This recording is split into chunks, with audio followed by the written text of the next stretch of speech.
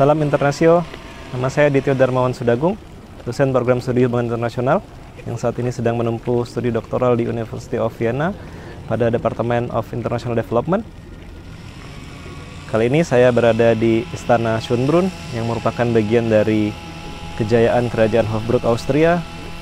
Ya, Kerajaan Hofburg Austria merupakan aplikasi dari bagaimana penerapan konsep negara bangsa yang ada di studi hubungan internasional pasca Perjanjian Westphalia tahun 1648. Konteks ini sangat berkaitan sekali dengan mata kuliah yang akan saya sampaikan pada video ini, yaitu mata kuliah etnisitas dan negara bangsa.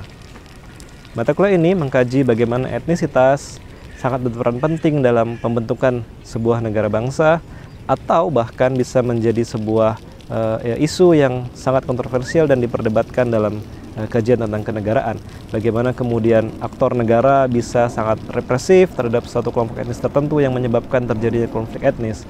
Hal ini juga tidak bisa dipungkiri adanya fase kolonialisasi pada era Perang Dunia Pertama maupun Perang Dunia Kedua yang membuat wilayah negara jajahan menyatukan sekian banyak etnis yang ada di wilayah tersebut sehingga menjadi sebuah masalah tersendiri ketika terbentuklah negara modern pasca kolonialisasi.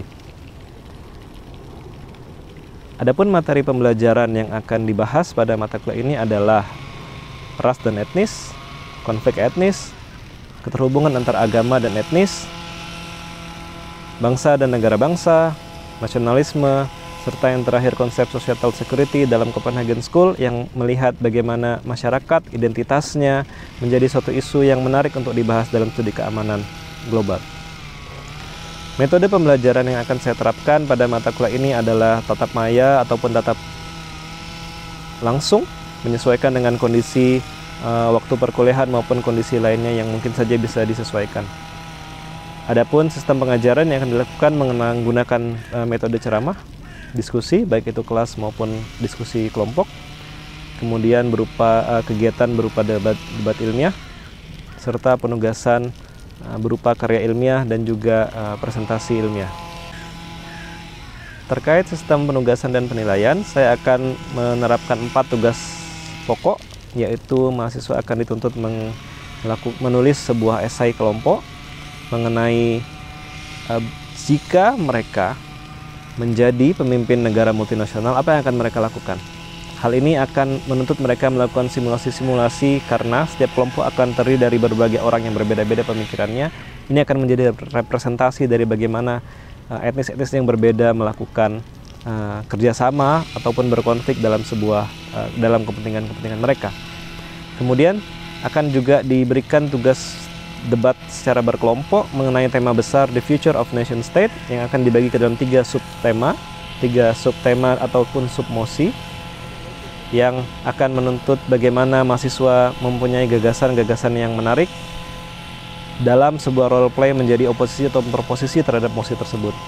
Tugas yang ketiga yang juga akan saya berikan kepada mahasiswa berupa presentasi atas studi kasus tentang tema nasionalisme dan juga societal security yang menjadi 2 tema bahasan yang akan dibahas pasca UTS di pertemuan ke-9 dan 10.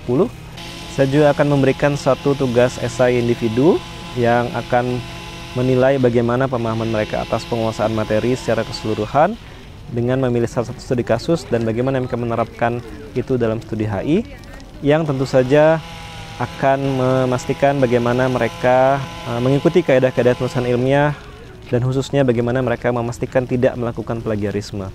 Untuk itu, ini sangat berkaitan dengan bagaimana interaksi yang akan saya lakukan selama perkuliahan, yaitu saya akan memberikan kesempatan bagi mahasiswa untuk berdiskusi secara terbuka di kelas, secara tatap muka maupun tatap maya, dan juga memberikan kesempatan yang lebih bagi mereka untuk melakukan interaksi, pembimbingan secara tertulis via email, atau jika diperlukan kita akan melakukan diskusi secara online ataupun tatap muka di luar perkuliahan untuk memberikan pemahaman yang lebih kepada mahasiswa ataupun mendiskusikan tema-tema lain yang dirasakan menarik untuk pengembangan keilmuan mereka.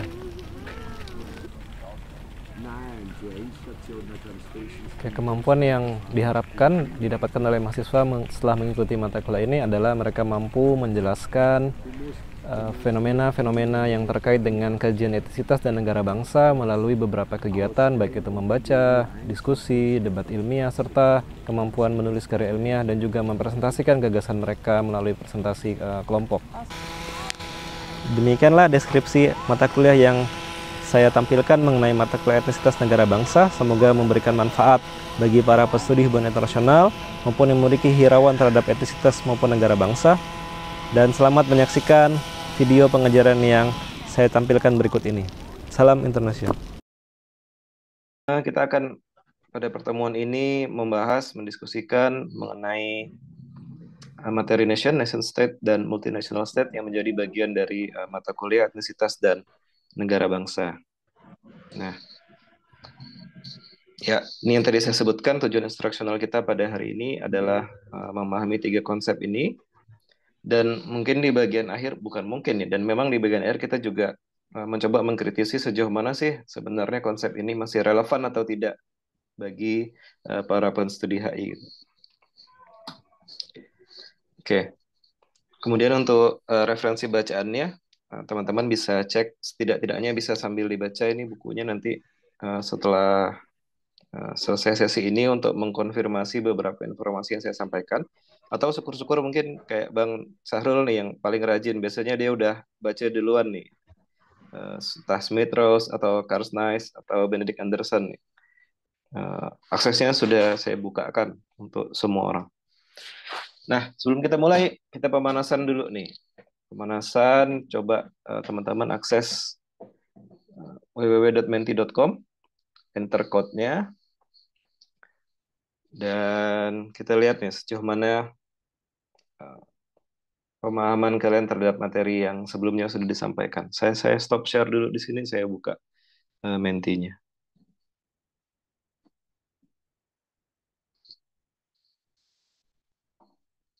Siapa nih?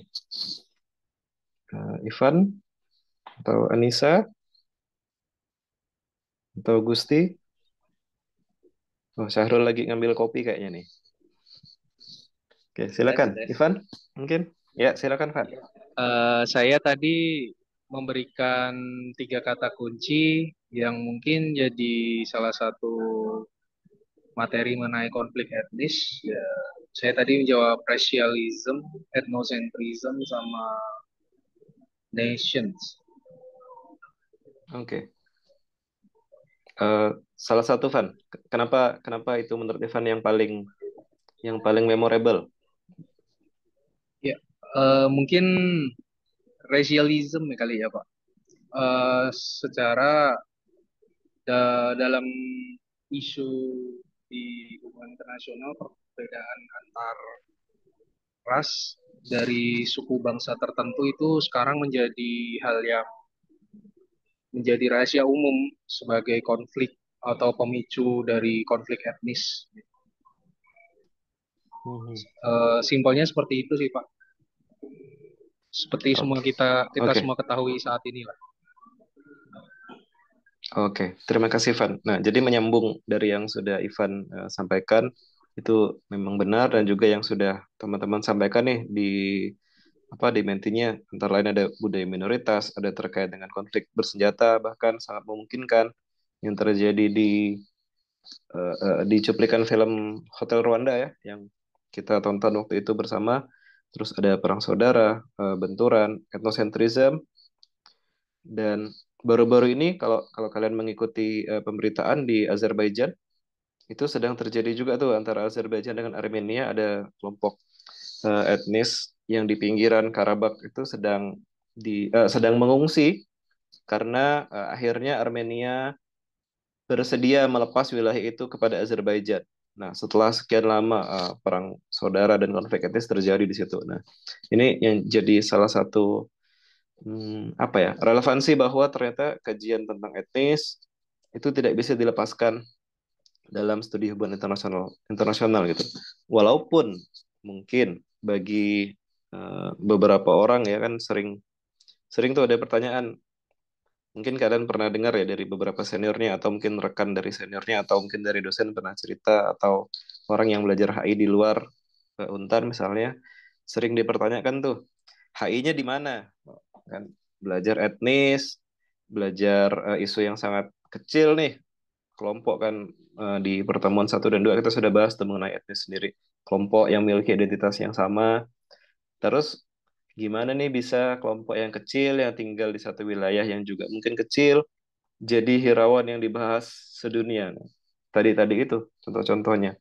Konflik etnis lah yang paling real, dan bahkan seringkali terjadi konflik etnisnya tidak hanya terjadi di satu negara tapi berdampak ke negara tetangganya misalnya. Atau bahkan antar dua etnis yang berbeda di dua negara yang ada di border gitu. Nah, itu jadi beberapa relevansi yang mungkin bisa jadi, bukan mungkin ya, pasti bisa jadi jawaban kalau saat ujian kalian ditanya HI-nya di mana gitu. Terutama ujian skripsi nih. Nah, itu biasanya jadi dilema untuk anak-anak HI, isu yang dibahas banyak, luas, tapi kemudian suka nyerempet-nyerempet nih bidang ilmu yang lain.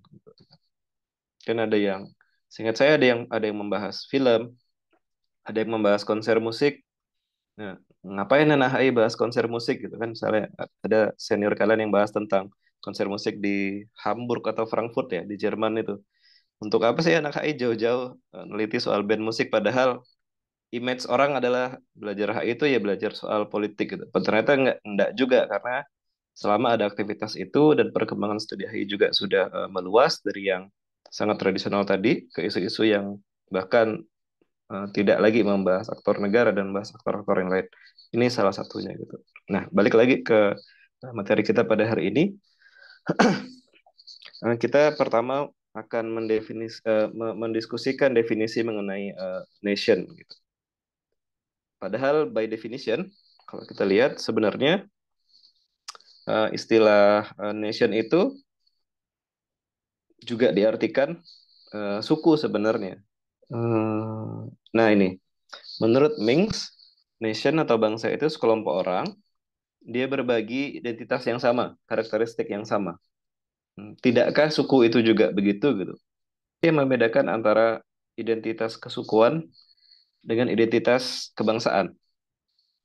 Nah, walaupun mereka punya istilah yang mirip, dalam arti sama-sama cerita tentang sekelompok orang yang berbagi identitas yang sama, tapi secara definisi konsep ini berbeda dalam hal pengakuannya.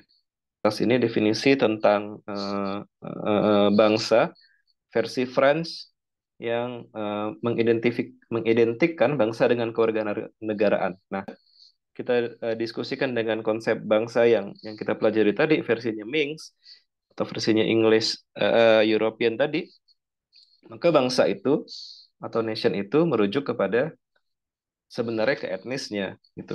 Cuman bedanya adalah sejauh mana pengakuan itu bersifat politis dan kita sebagai subjek itu mengakuinya. Nah, oke. Nah, ini yang tadi saya bilang. Di konsep nation sangat penting adanya identifikasi.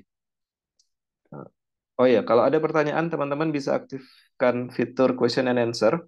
Jadi kita bisa sambil diskusi sambil jawab tanpa harus menunggu di akhir sesi gitu. Karena mungkin ada yang ya terlintas pikiran pengen bahas tentang apa, kita bisa sambil selingi gitu. Oke, oke. Di yang pertama kita sudah masuk tentang bangsa. Nah, kemudian di Perjanjian Westphalia salah satu hasilnya adalah bagaimana kemudian bangsa dalam definisi yang tadi ya, sekelompok orang yang punya kesamaan identitas merasa berhak untuk mendirikan satu negaranya sendiri based on semangat itu gitu. Makanya di bawah ini saya cantumkan ada 4 nih, elemen negara yang sangat penting. Saya highlight yang bagian populasi gitu. Ini mereview kembali ya materi pengantar HI ini soal elemen negara. Oke, sementara belum ada pertanyaan yang masuk, kita lanjut ya. Ini ini tadi saya sudah sampaikan. Nah, ini beberapa contoh negaranya yang didominasi oleh sekelompok bangsa tertentu, dan sebenarnya nanti di bawah ya juga kita akan diskusikan soal masalah di multinational state. Tapi menurut saya menarik untuk kita angkat juga di sini gitu ya. Nah, walaupun misalnya mereka terdiri dari sekelompok bangsa yang sama, saat ini beberapa negara-negara ini setahu saya mengalami masalah yang sama gitu ketika mulai masuk nih. imigran yang punya kelompok etnis yang berbeda, punya bahasa yang berbeda, punya kebiasaan budaya, bahkan mungkin agama yang berbeda masuk ke sini. Saya tak bilang menginvasi ya, tapi semakin banyak bertumbuh, terlepas dari yang negara-negara di Eropa itu menerima pengungsi ya, tapi dalam konteks ini imigrasi yang orang mencari pekerjaan, mereka qualified untuk jadi baik sebagai apa warga negara sementara atau bahkan dia jadi permanent resident. Nah, seringkali terjadi nih benturan-benturan kebudayaan gitu. Nah, yang sekali masalah migrasinya juga lumayan banyak. Bahkan dia termasuk salah satu yang sering dituju kan oleh pengungsi. Nah, sehingga pada perkembangannya memilih untuk punya satu kelompok bangsa dalam satu etnis dan mendominasi itu seringkali jadi masalah juga, baik secara eksternal maupun internal gitu. Bisa jadi menumbuhkan yang tadi Ivan dan beberapa teman-teman sebutkan soal etnosentris. Mereka cuma mau ngomong dengan bahasanya sendiri gitu. Anda mau pakai bahasa Inggris misalnya. Itu terjadi di beberapa negara-negara yang sangat mendominasi ini gitu. Nah, selanjutnya kita kita lompat lagi nih ke konsep yang ketiga mengenai multinational state. Kalau tadi perbedaannya sebenarnya sederhana ya. Di kata kuncinya di multi itu gitu. Yang tadi didominasi oleh satu kelompok bangsa, di multinational state, itu kan em, terdiri dari banyak orang, banyak kelompok bangsa gitu. Nah, contoh negaranya ya ini, gitu. Negara kita Indonesia, Republik Afrika Selatan, India, Republik Federasi Rusia, United States of America, dan masih banyak beberapa negara-negara lain yang konsepnya menganut sistem ini gitu. Dan biasanya beberapa negara yang punya karakteristik multinational state ini adalah negara-negara yang lahir pasca Perang Dunia Kedua. Karena kalau kita tarik kembali diskusinya mengenai fase kolonisasi dan fase dekolonisasi. Saat fase kolonisasi di era Perang Dunia Kedua itu kan negara-negara kolonial datang ke satu wilayah, mereka buat batasan, buat boundaries, batas wilayah jajahan mereka tanpa mempertimbangkan siapa yang tinggal di situ. Sampai di sini kita bisa buka sesi pertanyaan dulu sebelum masuk ke topik yang keempat. Mau refreshing sebentar atau ada topik menarik yang mau dibahas?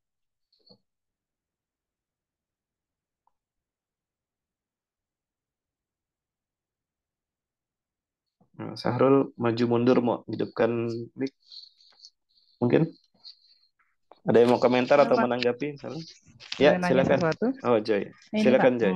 saya tertarik dengan bahasan di pertemuan kita beberapa waktu lalu. Kita waktu itu kan sempat membahas Rohingya ya, karena itu mungkin ya kasus Ah, ya. kasus etnisitas yang paling dekat lah dengan kita karena sama-sama Asia Tenggara. Saya udah nemu beberapa referensi bahwa masyarakat Rohingya itu statusnya stateless. Mereka tidak benar-benar berasal dari Rohingya dan mereka ya di ibaratnya juga tidak diakui di Myanmar sana. Saya penasaran aja gitu dengan apa ya? Bagaimana nasib masyarakat yang stateless itu loh? Apakah ada beberapa kasus memang mereka yang stateless ini akhirnya diakui oleh negara lain buat keluarga negaraan Mhm. baru atau memang ada mungkin semacam apa ya mungkin upaya dari United Nations-nya mungkin yang membuatkan kewarganegaraan membuatkan negara mana yang menerima. Saya masih penasaran dengan mereka-mereka yang stateless ini. Mhm. Oke. Terima kasih, Joy, atas Ya. pertanyaan dan tanggapannya. Ini memang isu yang kayaknya selama 5 tahunan terakhir belum selesai-selesai ya di Asia Tenggara ya. Pertama, soal konsep stateless itu tentu saja terkait dengan bagaimana negara mengakui kewarganegaraan sekelompok orang atau individu. Itu satu hal. Kedua, akibat dari ketiadaan kewarganegaraan ini, dalam arti stateless ini mereka tak diakui di sana sini, jadi perdebatan juga nih, apakah mereka masuk kategori refugees atau displaced person. Nah, di UN itu kan ada dua istilah ini nih, dan seringkali ini jadi masalah karena setahu saya tidak semua negara meratifikasi undang-undang soal perlindungan pengungsi ini. Makanya eh, kayak contoh di Indonesia, setahu saya juga Indonesia, Malaysia dengan Thailand tuh. Itu tiga negara yang walaupun kita kita kita bertetangga ya, kita sama-sama di ASEAN, tapi seringkali ketika bicara soal pengungsi kita dorong-dorongan nih, mau menerima atau enggak karena ada konsekuensi logisnya. Kalau kita menerima otomatis harus menyediakan semua hal sesuai standarnya UN gitu. Bahkan negara-negara besar di Eropa, di Uni Eropa juga kewalahan nih dengan sekian banyaknya pengungsi ya. Kalau tadi Joyce konteksnya stateless, nah ini pengungsi yang diakui sebagai pengungsi, maka dia harus treatment, harus diberikan perlakuan selayaknya pengungsi yang layak. Karena kalau enggak, negaranya jadi negara ini juga jadi problem. Negara ini yang akan disorot oleh badan internasional. Makanya Indonesia, Malaysia, setahu saya mereka cenderung tidak tidak begitu welcome gitu. Kecuali terpaksa karena tuntutan secara internasional juga sangat besar. Kemudian atau kasus-kasus selain stateless mungkin juga berkaitan dengan orang-orang yang cari suaka tuh. Ada orang-orang yang kabur dari Timur Tengah pengen ke Australia harus lewat Indonesia.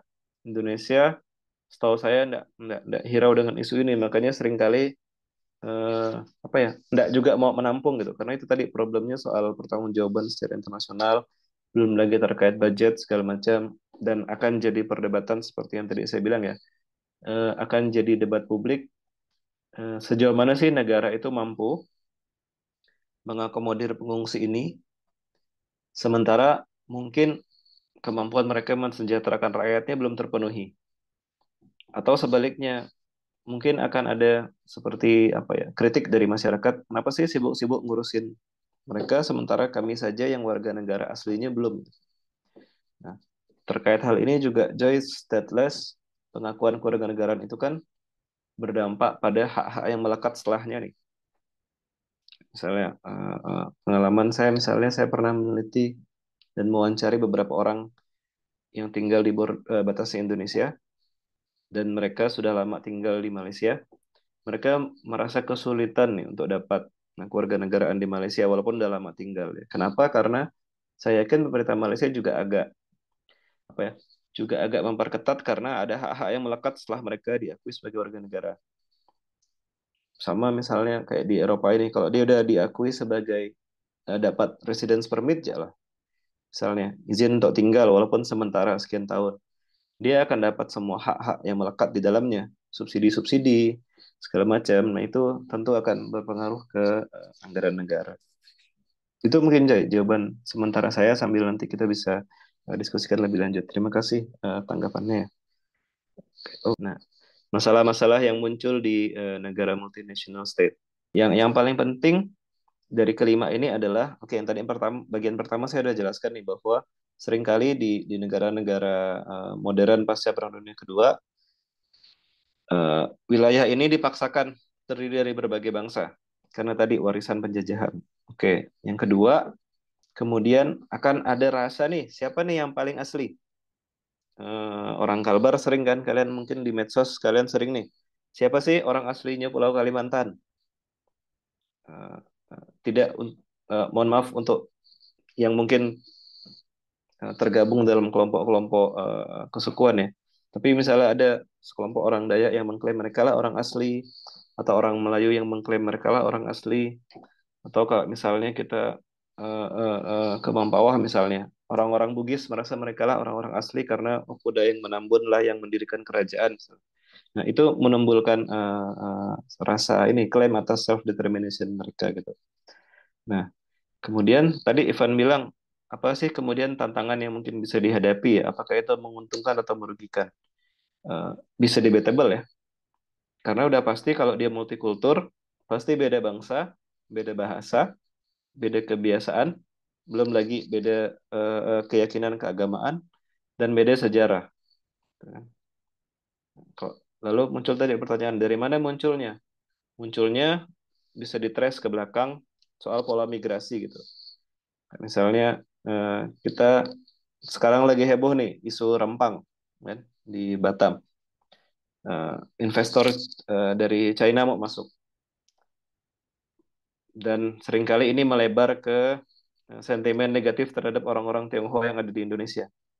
Nah, dari mana nih orang Tionghoa datang ke Indonesia? Padahal kalau dilihat secara fisik, secara identitas mereka berbeda loh dari orang-orang Indonesia pada umumnya dan mereka punya akar sejarahnya dari China. Jawaban sederhananya ya upaya pola migrasi, migrasi bertahun-tahun, beratus-ratusan tahun itu membuat terjadi multikulturalisme ini.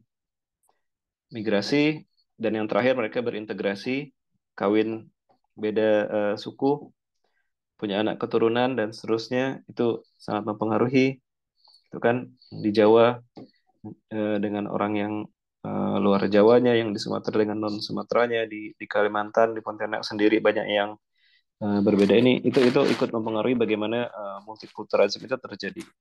Nah, masalah yang mungkin saja terjadi itu tadi orang yang beda bahasa saja, orang yang sama bahasanya saja, beda intonasi bisa kelahi, gitu kan?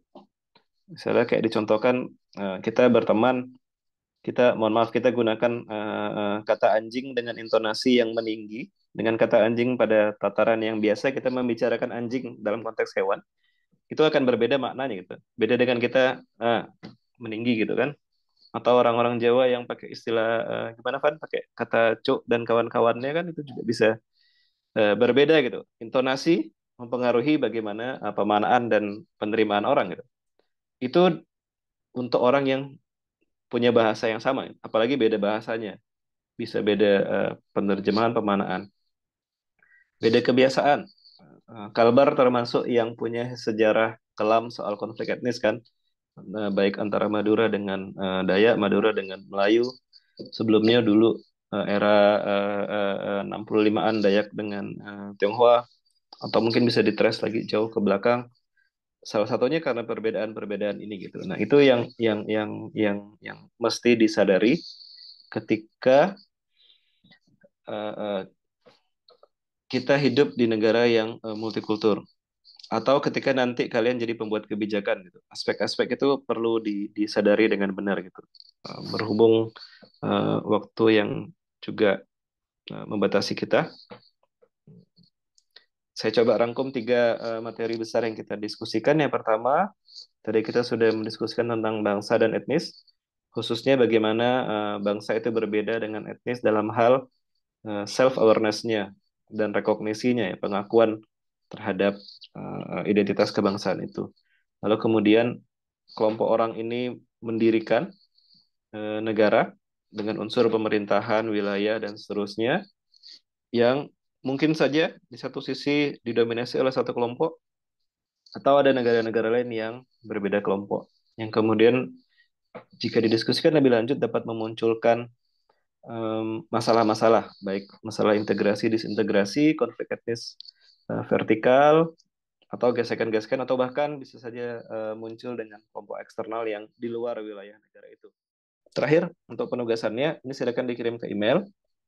Menurut kalian, masih relevan nggak sih konsep nation state, atau boleh konsep multinational state dalam perkembangan zaman saat ini? Oke, terima kasih atas kesediaan teman-teman untuk hadir di pertemuan kali ini. Mohon maaf jika ada kata-kata yang kurang berkenan. Semoga bermanfaat. Sampai jumpa lagi di lain kesempatan. Kita tutup dengan berdoa. Silakan berdoa menurut agama dan kepercayaan masing-masing. Berdoa dipersilakan.